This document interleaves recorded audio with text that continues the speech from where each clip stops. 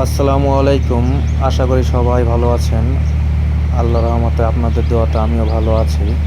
তো আজকে সকাল সকাল চলে এসেছি একটি ফুলের বাগানে। তো আপনাদেরকে মূলত ফুল দেখাবো। আসলে ফুল দেখলেই যে কারো মন ভালো হয়ে যায়, তার জন্য এই ফুলের ভিডিওটি করা। তো এখানে এসে দেখি অনেক সুন্দর সুন্দর ফুল, অনেক রকমের অনেক কালারের ফুল। তো মনে মনে চাইলো যে এই ফুলগুলো একটু ক্যামেরা বন্দি করে আপনাদের সবাইকে দেখাই।